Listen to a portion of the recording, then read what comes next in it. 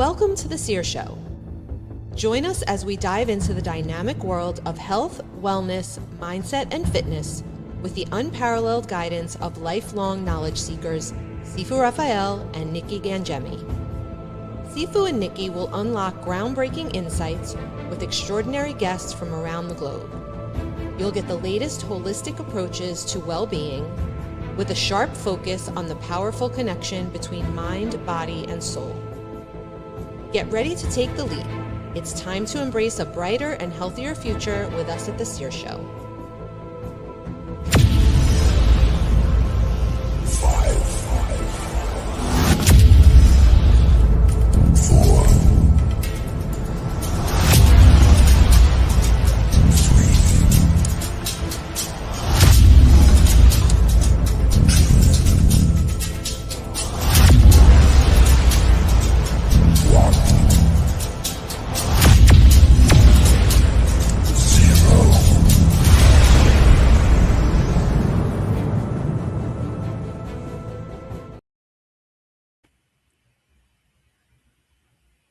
Good morning.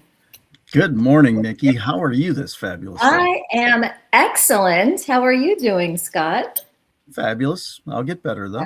You will. We're always getting better and better every day. If you haven't noticed, Sifu did not get a new haircut. Scott is stepping in to co-host with me this morning, and we're very excited to have him here today. Thank you so much, Scott. Oh, my pleasure. It's an honor. I love working with you, Nikki. You're awesome. I know. It's a lot of fun. And we have two great guests this morning, and we have a fabulous topic. So I'm going to go ahead and bring them on, and we're going to get this party started. We've got, Dr. Brigitte in the house, and we have Renee in the house. Welcome, ladies. Thank you. Glad to be here. Hello, thank you so much. It's truly a pleasure to be here today. Absolutely. We're excited, and we had the opportunity to chit chat for a few minutes before, but we're going to dive right in. So we've got a big topic today. We have the truth about identity, visibility, and leadership. So I'm going to start by asking you, which one of those words is speaking to you the most right now? And you want to share your first thoughts of this conversation. Who'd like to take us away? When I think about those three, a lot of times we think about them in very separate lanes, like identity, visibility, and leadership, but they're actually very connected. When you think about your identity, it's your who you are and who you choose to show up in that moment, who you choose to show up in rooms. And, sometimes that visibility piece is, who do people think you are when you show up in those rooms? And I think about that leadership piece is, what's the impact that we're making? And so I see them all tying together very nicely and connecting with each other. Yeah, I love that. It's a great point. Yeah, and I would like to add to that. I think that the three of them are equally important. I focus very much on identity first, because visibility without identity is noise, right? And just noise out there. And then presence without visibility is invisibility. There's a lot of leaders that are present, but not really visible. And what most leaders struggle with is that they have mastered the performance, but not expression. And expression comes from identity, from clarity. So true leadership presence is when who you are internally is fully congruent with how you show up externally. And it's not about being louder, being the loudest in the room. It's about being unmistakable. And when your identity is clear, when you go in introspection, your identity is clear, your presence also becomes undeniable. So you don't have to be the loudest to be seen. It's when you are clear. You don't have to push for influence, then it just happens as a so-called byproduct. Yes, I love that. Greatly profound very early. Yeah. Yeah, and as you were talking, Bridget, it made me think of the word courage, that it takes courage to be who you are and show up in that way unapologetically. Yeah, yeah, yeah. And it has a lot to do with authenticity, yeah, and authentic visibility. But what does it look like on the top level, whether you are a C-level executive or you are a founder, visionary? Authenticity at that level is not emotional exposure. We are not in a reality show. It's strategic alignment. It's the ability to express your truth in a way that is both here deeply human, because you're still a human being, but at the same time you're highly effective. So for me, authentic visibility is subtle. We were talking about, not the loudest. You don't need to be the loudest out there to make this voice. Yeah, it's subtle, but through the subtleness, it's also powerful. And then, of course, unmistakably you, because you're authentic. You're showing your true essence. So it doesn't scream. It resonates, and that builds trust, credibility, and also then long-term influence. It bubbles up in me the thought of how you do anything is how you do everything. How you are the same, with people, without people. I teach a lot on integrity. Integrity comes from the word integer, one, wholeness, right? So the fact is, again, being consistent, right? People, it's, Nikki and I were talking about this before you two came on. When somebody asks me, how am I doing? I say, fabulous, and I'll get better. I say that every time. Why do I say it every time? Because it's an immediate state change. It's immediate conversation opener. The next question is, well, what's better than fabulous? So all of a sudden you're into a different thing. Now, I do that every time. I've done it for years. And so to your point on authenticity, be who you are, right? I mean, you've got to do this on a consistent basis. And I would agree that if you don't understand your identity, the other stuff does get to be challenging. Because you made me think of, I went with my son and my bonus grandson last night to a baseball game, high school baseball game. And the team's colors were black and gray. And this one kid had pink batting gloves. You don't think he was trying to create some identity? To be so far out there compared to the norm? Now, that's a high school baseball player. Think about what we do in business, right? Or what some people do in business. That's definitely a statement for sure. And it just to tap onto that point, Scott, when you think about it's almost that internal shift, because there are rules. When we enter a workplace, we either learn certain behaviors of who we should be or who we should not be when we go into rooms, either because of a bad moment. And we use that as a starting point, and we use that as a point of reference. And we're looking for information to validate the fact that, okay, this is not safe for me to be who I am in this room. Because we can say, we tell people, hey, we want you to be yourself and show up authentically. But sometimes that environment does not say to that person, it's safe for you to be who you are. And so there's that hesitancy, and you have to kind of scan the environment and saying, hey, does this align with who I am? And when I recognize that safety, then that's when that internal shift comes.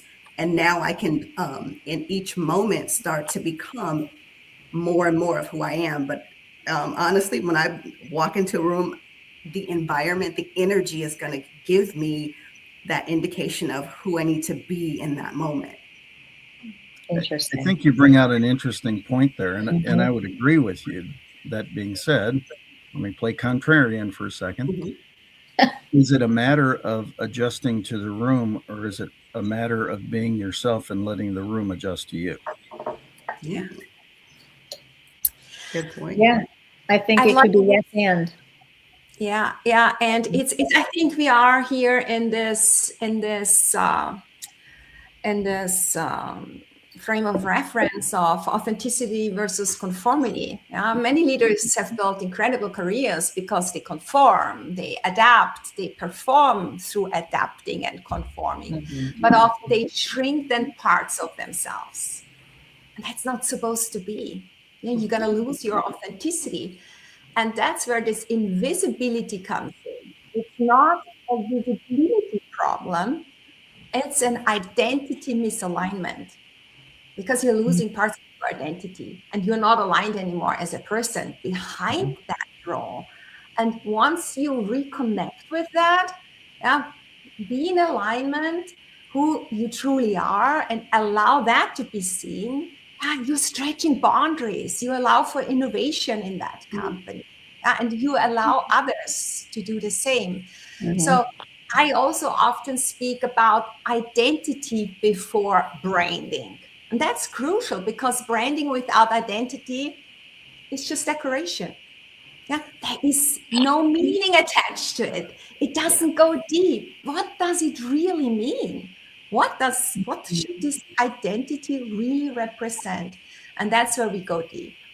It's like with companies, they create logos, they create colors, they create names, but what does it really mean? And then what does it make other people feel? Because then other people don't feel, it doesn't resonate. It's not on a visceral level.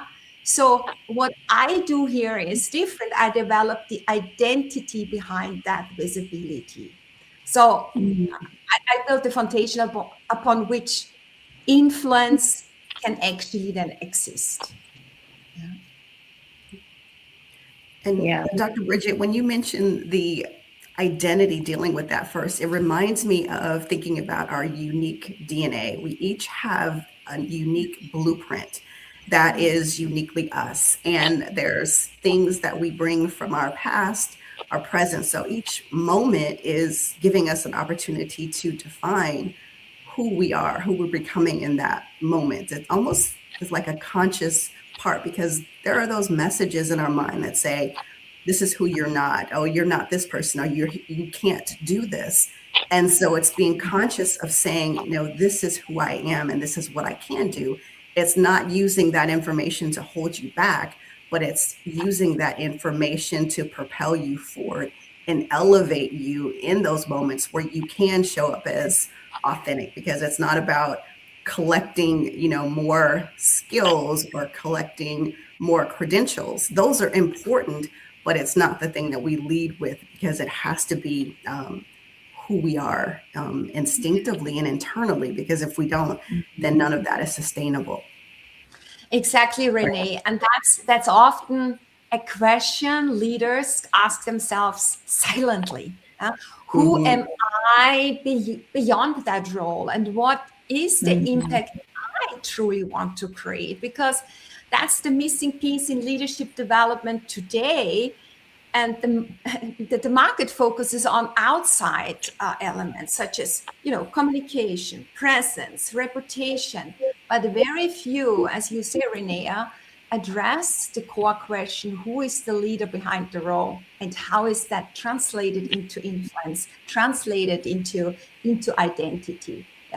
Because there is visible leaders without substance. It's the branding, the decoration, right? When there is no substance. Or there is highly capable leaders who remain unseen. So we need to integrate both that substance, the identity, and then the visibility. It's not just showing up, but the identity they are showing from. Right. And this is a question for all of you. When someone does start really showing up as themselves in that authenticity and integrity that we talked about, what do you notice begins to change in how they think or speak or show up? I would say that the energy, you noticed, it's almost like you could see a light bulb or a different presence that's led with. It's an internal confidence that leads to this energy that is almost, in a sense, defining or redefining who they are. There's clarity of voice. there's clarity, and there's confidence in how they're showing up. That's what I notice. Yeah. For me too, it's kind of the that presence, or that executives have as a presence, as this remarkable ability to command the room, not just through the words, but through the energy that they bring along. It's just they are radiating. It's a combination of confidence, and then also the authenticity. Through that authenticity, they really live it. And they're passionate about that. And also, then of course, this interpersonal skills. They have the empathy, also maybe compassion, right? Really making this lasting impression, fostering also generating connections, and they exude kind of sense of authority, but in a trustworthy way, I would say, and that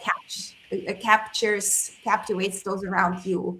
It's the people, they want to follow you. I had such a boss when I was a very, very young girl when I started flying for an airline. It was just, you walk extra mile because they have a vision. You trust their vision. You follow their lead. You want to listen, and that's what it is. You do that. It's interesting, in a lot of my training and a lot of the things that I suggest is I use the word saunter. And as soon as you use that word, it automatically starts to get people to question to understand, right? I don't think it's about, well, I know it's not about ego or arrogance, but I do believe it's about a quiet confidence. And I think that's what saunter, at least the way I share it in the way I intend it, is it is a quiet confidence. You know who you are, or the individual knows who they are. They come into that room having a true understanding. They're a contender, not a pretender, right? They're actually there to add to the experience for all. And so you saunter into the room. You know, it's a quiet confidence. It's a, hey, fly it at me. Somebody was asking the other end, as we were talking a little bit about earlier, somebody fired an objection at me. You know, I've got this objection. Can you handle it? And I said, yeah. And boom. And I addressed it. And they go, how'd you do that? I said, that's probably only the 10,000th time I've heard that objection. Right. So there is an advantage to be more mature. That's code word for older. So the fact is, there's an advantage to having experience. And I think that's one of the things that we've lost in today's society is knowledge, expertise, experience, wisdom is being significantly discounted by younger generations, and nobody's told them to stop it. Sorry, I didn't like some of the things that the generations before me shared with me either. But as I got more mature, I realized, they were probably right. As we get more experience, as we spend more time and have more interactions in different situations, we become broader naturally. And it's amazing how some of that wisdom that's been passed down turns from, oh, you're a pain in my butt, to, wow, that was really wise. And it's the same piece of information. The piece of information didn't change. The perception of the piece of information changes over time. Yeah, that's a good point. As you were all talking, it made me think about some of the challenges that maybe you have noticed when someone does really try to step into the identity of a leader, let's just say. And I'll just, so you have some context, one challenge I noticed, and I'll share about myself, is, going from the identity of being an elementary school teacher. I did that for 15 years. And then stepping into the identity of an entrepreneur and building a business. And I know that along the way, whenever I would take into account what people have told me, you need to lead the conversation, you need to show, you need to do this, I would do it, and then I would get like a kickback from people. You know, like they would say, "Oh, wow, you're like trying to control the room," and then it would make me go back to, you know, kind of just shrinking a little bit. So, what have you noticed about that? People have tried to change their identity, maybe level up, step into something new, and then challenges they might have encountered.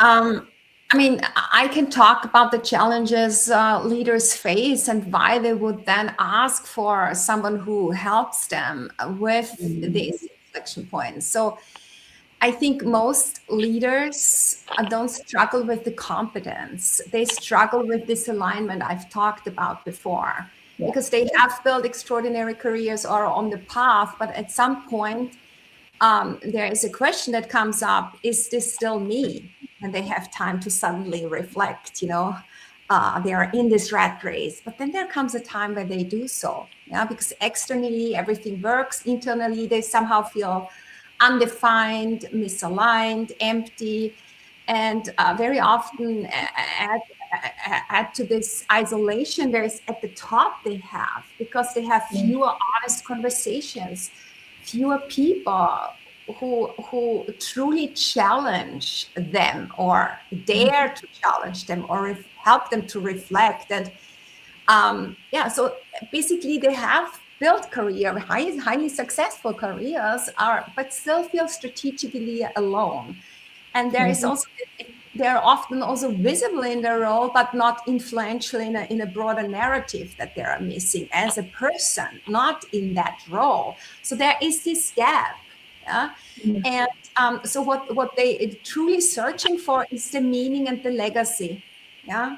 Very often on the top after years or decades of performance. And then this focus shifts and they ask themselves the question of identity: what do I stand for? What impact do I leave behind? And what remains? That's the next, you know, when they exit, for example, what remains when the road is gone? Who they are when they suddenly either lose a job, you know, you don't know with the macroeconomic, political and situation that is going on worldwide, globally. It has an impact, and they're gonna ask themselves that question. So it's at these inflection points of a new role, transitioning into C-suite or shifting from corporate very often into entrepreneurship, or in a moment of crisis, or suddenly clarity, and then something doesn't work as it worked before.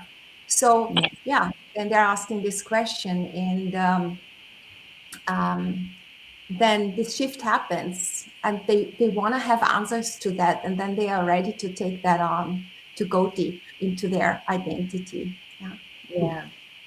That's what I've experienced. I think it, just to tap onto a lot of what you said, is that legacy is such an important piece of it. When we understand our why, our purpose, sometimes I would hear from leaders, oh, I want to be a manager, I want to be a director, and it's the title, but why? What's the legacy, or what do you want to bring to that? And if there's not clarity of what that looks like, you can gather all of the skills, you can, you know, get more degrees, but if you're not aligned with how you see yourself and what that legacy looks like at that, you'll struggle a bit. And so that's why I think that identity is a piece of it. But then that legacy of learning from every single person.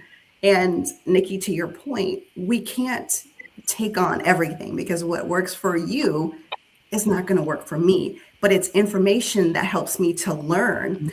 And so all of the pieces that I'm learning from everyone I'm exposed to, it's upon me to take that and say, okay, what are those things that would work for me? And how do I make that a part of my unique DNA and make that part of my legacy? As a leader, what you leave behind is, how many people have I elevated? How many people have I helped grow? Not about the impact of just making things happen, but how did you make people feel? Because the people are going to be a representation. They're going to be an extension of what you did. Yeah, those are powerful questions to ask yourself.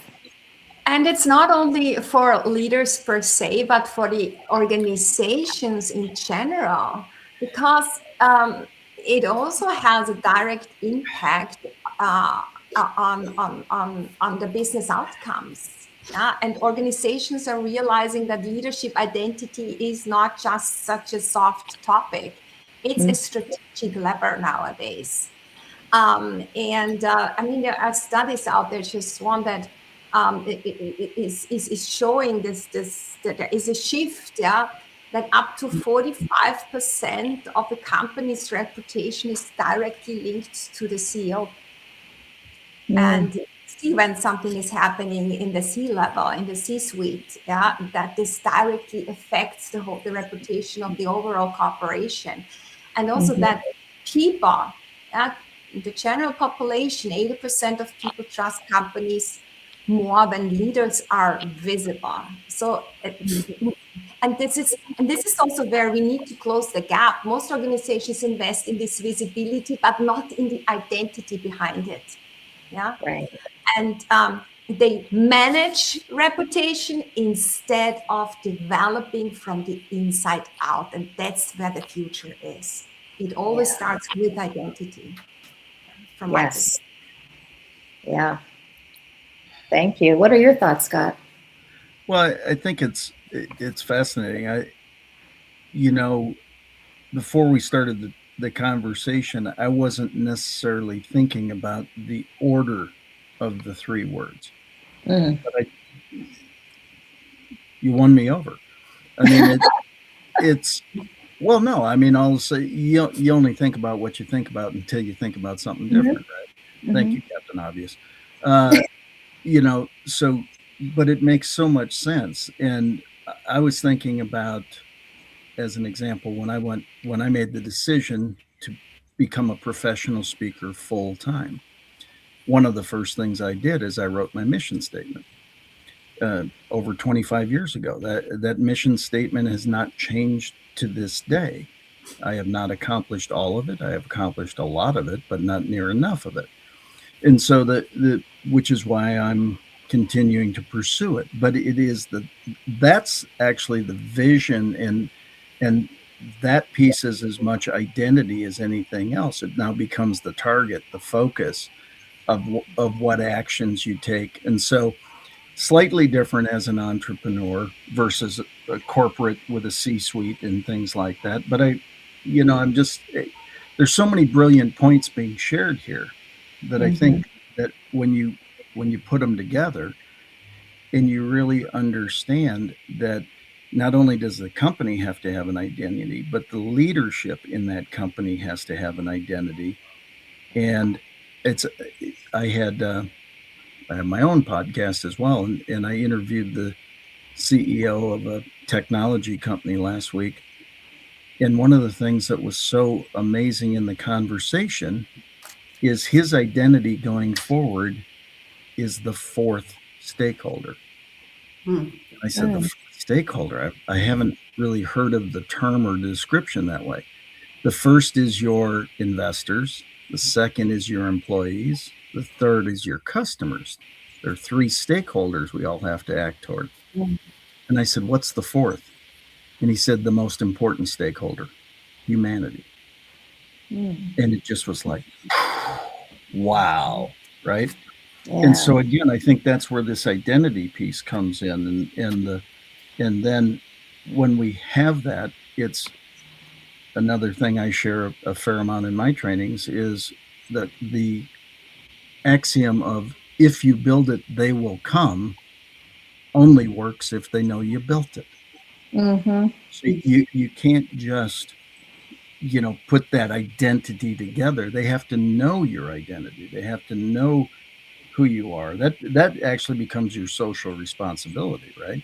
That I act this way. And that goes back to how you do anything is how you do everything. It's consistency. It's be who you are. Stop trying to be. And I think we live in a world where a lot of people are trying to be who they're not. They're trying to be who somebody else is.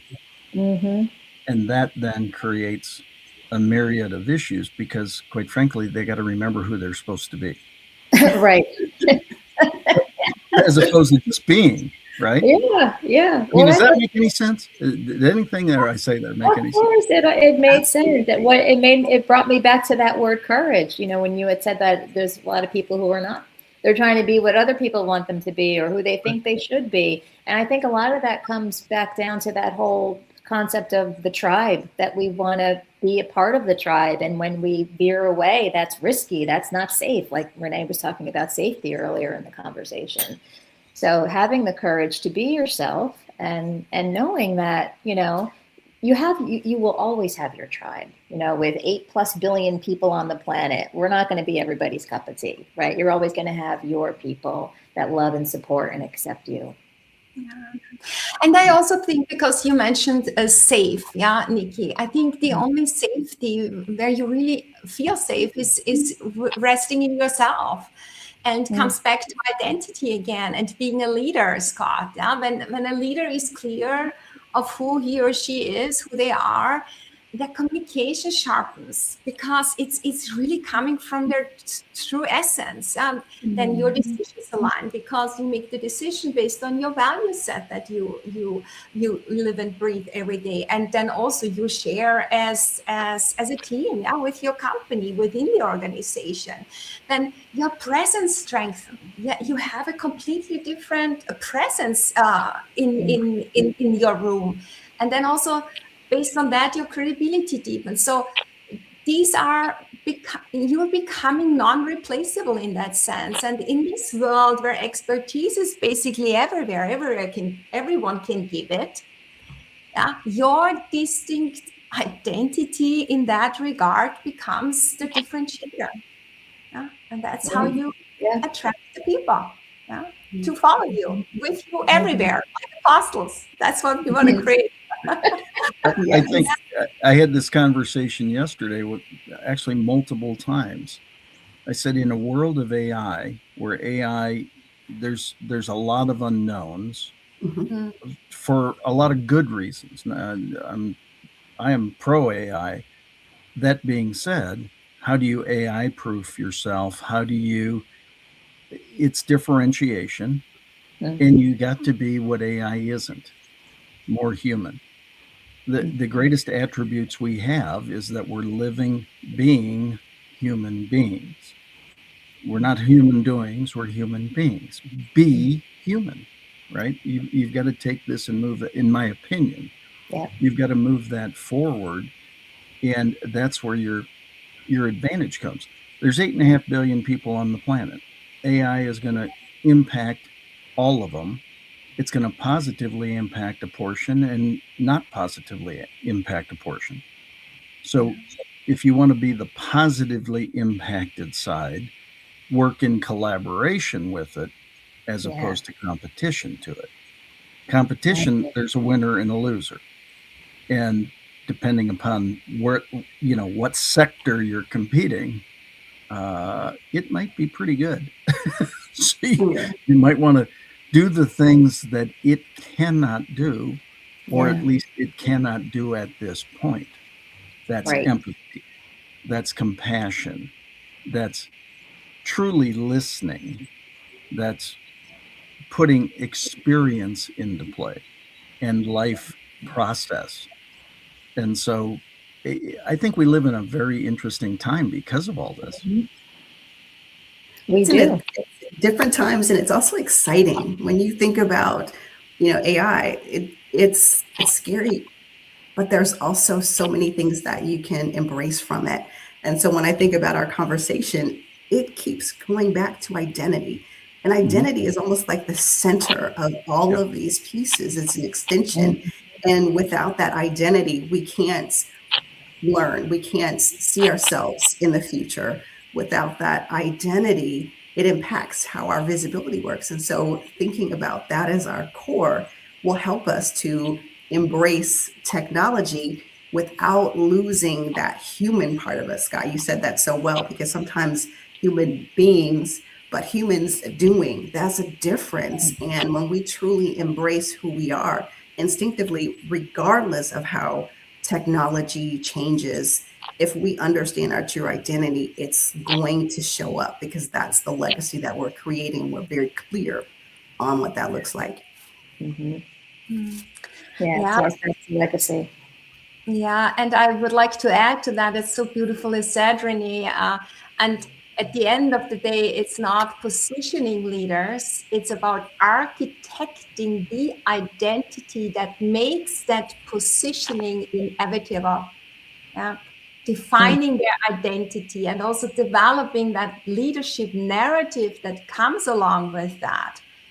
And through that, creating the strategic influence they have and then building the authentic visibility around that. I think that is the key. It's really architecturing that identity, developing. Yeah. I think that's the future. It's not anymore just marketing and content, what agencies sold in like in the past, yeah, LinkedIn posts, PR content, and all things like that, because it just produces visibility, it produces leaders, but without clear identity behind. And right now we are just managing that reputation I mentioned before. And we need to go into the development phase. And here we come back to what you said, Scott. It's the ordering. And we always start with the identity. Yeah, that's one of the deepest layers of who we are, identity. So on that note, we're going to have a quick message, and then we're going to come right back. Stay tuned. You followed the rules, tried the restrictions, counted the carbs, the steps, and the failures. You're not lazy, you're exhausted from doing it all without real change. What if the problem isn't you, but the plan? Sifu's Mind-Body Method is a 90-day transformation built on 7 unshakable pillars: mindset, movement, nutrition, hydration, fasting, journaling, and faith. This isn't another shortcut. It's your structure, your strength, your reset. You don't need harder, you need better. Ready to begin? Start today. Speaking of identity, stepping into who you are. So I have a question for all of you, and that is, what has helped you personally to step more into your identity, your visibility, your leadership? And so if you could share just a few words of wisdom for maybe someone who is feeling challenged by that or hesitating, what has helped you?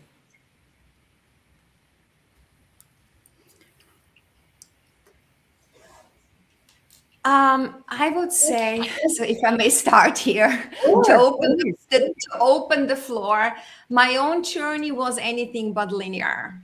For a long time, I also thought it was just completely flawed. I was all over the place. I had a very unconventional path and pivoting several times, starting like feeling I start from the beginning again, which was not. And so I moved through many identities, I could say like that. Yeah, from flight attendant, student, corporate leader, student again, corporate again, university professor, and eventually entrepreneur, and still teaching at on university level.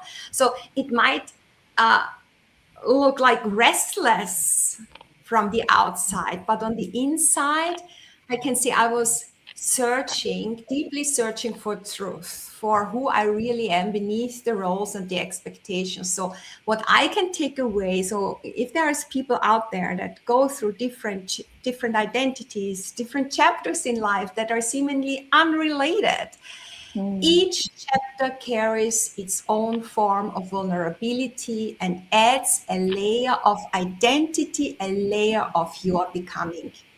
It's all right. You're always in the right place, and it's all part of your journey. It's just a question. And Scott talked about perspective before. And it's all about how you look at it. Where do you see the hidden gift in it? And how do you move forward with that? So yeah, I also come from this invisible part and pushing myself gently into visibility. And that's what I'm helping others now to do so too. Empowering authentic visibility. If that helps. I love that. Thank you for sharing. I love that story, Dr. Bridget. And mine comes from legacy. And I was being known for getting things done, not for the leader that I saw myself or that I wanted to be. And that made me look inside and say, hey, what am I doing? Or what should I do differently? And it wasn't about doing more, because I was the master at getting things done, but it was who I thought I wasn't that was keeping me from that. And that was the identity. I wanted to be seen as the leader with presence, but I didn't believe it. And so I had to work through some things. I had to figure out what was holding me back. What were those stories that I was telling myself? What was keeping me from walking into my authentic self? And that's the work that I do now, is unmuting your power, your voice. Many of us have this leader, that voice inside of us that wants to come out, but we silence it. We shrink because we're not sure how it plays in the room. And my work is to help leaders find that. And so when you show up in those rooms, you're not the loudest person, but your voice matches your value. You don't have to scream that. It was like what Scott said, when you saunter into that room, that quiet presence is enough. And that is your true identity. And so that's what's inspired my journey and the work that I do with clients today. Yeah. That's so awesome. That's, What came to me as you both were sharing is the entrepreneurial definition of pivot. Mm-hmm. That is banging your head into a wall long enough to realize it hurts less if you don't. So that's the official definition of pivot.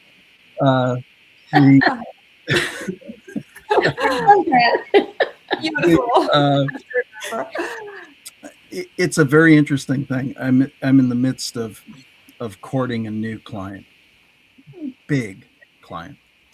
Very blessed to have the opportunity. To which they came back and said, literally, I want to know every product you've sold over your entire career and what the price point was and how many of each you sold. Now, if you think about that, I'm not 25. I've been doing this for a while. But I said, if that's what they want to gain comfort, that's what I will provide. Mm-hmm. And it took a while to go through various companies, consulting projects, organizations, products, price points, effectiveness. And by the end, they did me such a favor, because what it made me realize, the end result of all that work, and it was pages and pages and pages of documentation. The end of all that work, when I completed it that night, I was watching our 75-pound black standard poodle run around in the backyard like a maniac. And I said to myself, how cool is it that I am going to accomplish more the rest of my life than I have accomplished to this point in my life? The value of taking and understanding all what you've accomplished. And oh, by the way, there were plenty of pivots in there. That's what made me think of that as well. There were plenty of times where I smashed my head into a wall, and you realize it's much nicer when you stop doing it. The fact is that if it's something I'm suggesting to those I work with from this point forward, was it quick? No. Did it take a long time? Yes. Was it enlightening? Oh my goodness. Because you get to go through it. Bridget, you made me think of this, is, all these different steps you took through. Well, each one of those steps was not a mistake. It was a learning experience. It was a development experience. It was going to the next level. It was, you found out what you liked and you found out what you didn't like. And so you could go through and now refine. Now, isn't it amazing that all of a sudden at some point when you, for me, I'll talk about me. I mean, in this sense, it's amazing to me that when I actually looked at that on paper, I went, holy cow, why would I ever doubt my intention to serve the greater good? And yet we still do those things, right? And then no matter how good we are or how much we do or whatever, we get those little points of, ooh, that doesn't feel good, right? Or somebody says no that you knew was going to say yes. And you go, ooh, right? So I think that's this identity piece, right? Again, it's the quiet confidence. It's not an arrogance. It's not a whatever. It's a blessing. Okay, these are the things that happen. That's going to be one of my ongoing tools with my clients is I want you to do, in essence, a complete debrief of your career. And it's not a quick and not an easy task, but oh my goodness, what a valuable task. Oh yeah. Yeah. What can you learn? Right. That's what I heard in what you said. Get the lesson. What can you learn? Embrace it all. Yeah, and the lessons are redirections. It just gives you feedback and redirections of where to go. And it's also not a competition with others. It's looking at what you, Scott, what you so beautifully said. It's looking at what you have accomplished until now. And this quiet confidence to have that, I just love that. And then going forward. Yeah. Positive attitude. I can do this. That's right. What a beautiful conversation this has been. Lots of golden nuggets for our audience. Well, what I'd like to do, since we're almost at the top of the hour, is any final thoughts that you want to share, and then take about 45 seconds to tell our audience how they can connect with you and anything you want to share about what you do. And we'll start with Renee, and then we'll go to Bridget, and then Scott. Renee, you're up. This conversation has been impactful for me. You see me writing about so many different pieces. Identity is such an important piece. It weaves through your entire being, your career.